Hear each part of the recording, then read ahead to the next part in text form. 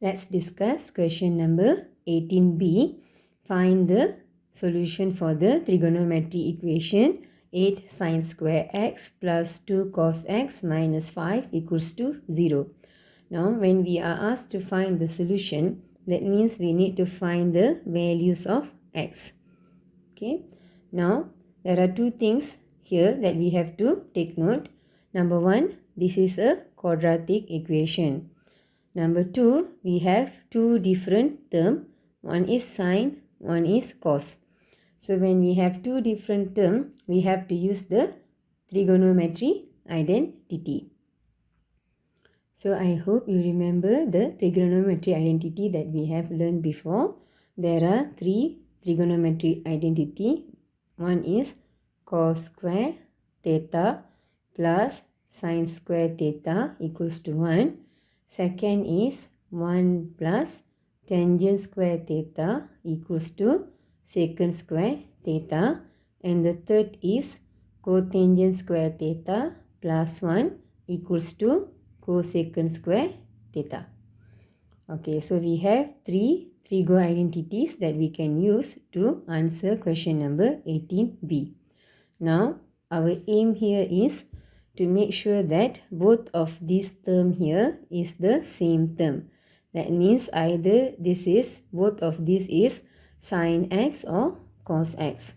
So we're going to use the trigonometry identity to change either sine square or cos x.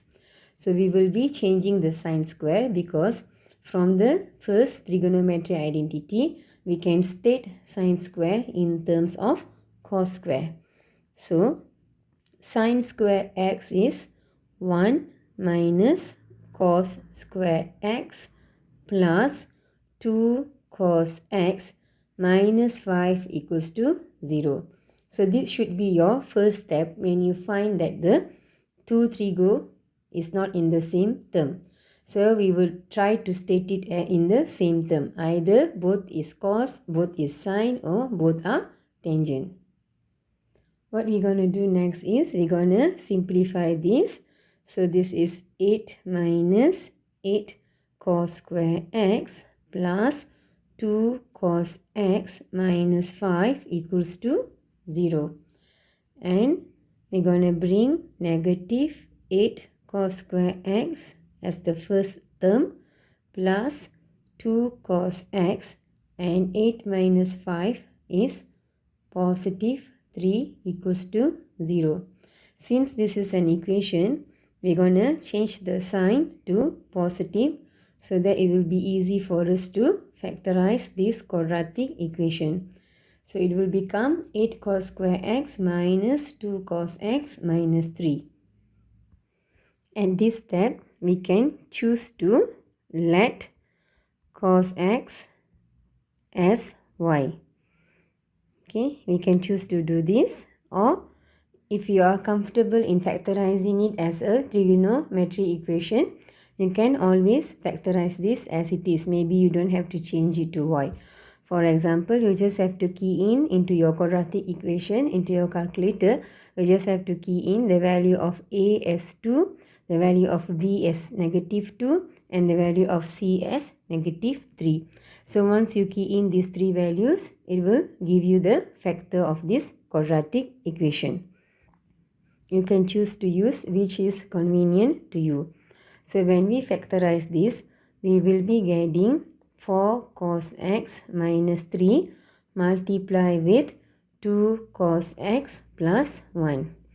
So we will be getting cos x as 3 over 4 and cos x as negative 1 over 2. Okay, so remember students, we haven't completed our solution. This is just cos x. Our final answer will be when we are able to find x. Now for the cos x equals to 3 over 4, did you realize that the sign of 3 over 4 is positive? So when the sign is positive, we should understand that x fall in the first and the fourth quadrant. So we will have angle in the first, okay, which is also our reference angle, and we will also have angle in the fourth quadrant. Okay, so there are two angles for cos x equals to 3 over 4, and for cos x equals to negative 1 over 2, we have to be very careful with the negative sign. Negative sign here shows that x fall in the second and the third quadrant, which belongs to sine and tangent. For the second quadrant, the angle is from x positive anti-clockwise until your terminal line. Same for the third quadrant. Okay, so we will be having two angles for the negative sign.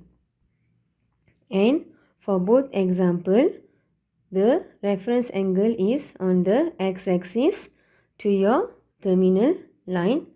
For the first example, now for the negative sign here, the reference angle is also from the x-axis to the terminal line. Okay, and it must be less than 90 degree. This is your reference angle.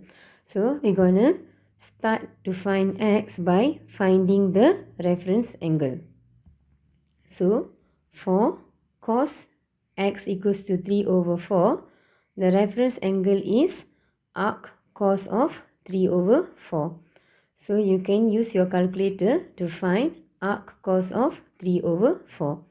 So arc cos of 3 over 4 will be giving us 41.41 degree. So that's your reference angle. And now we have to find x. So how to find x when x is in the first quadrant? So x is equal to your reference angle, which is 41.41 degree. And for x in the fourth quadrant, that would be 360 degree minus 41.41 degree.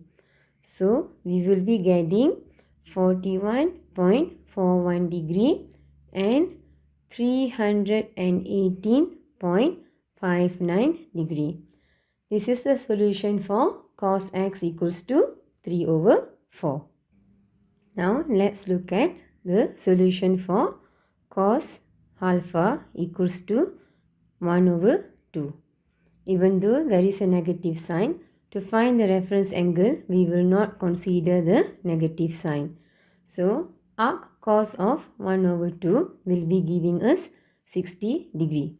Remember, this is your reference angle and not x. Okay, we still have to find the values of x. So for the second quadrant, x is equal to 180 minus 60 degree. And for the third quadrant, x is equals to 180 plus 60 degree. So we will be getting one angle as 120 and another angle as 240. Now we're gonna rearrange our answer. So x will be 41.41 degree followed by 120 followed by 240 and last 318.59 degree. So this is the final answer for the solution of 8 sine square x plus 2 cos x minus 5 equals to 0.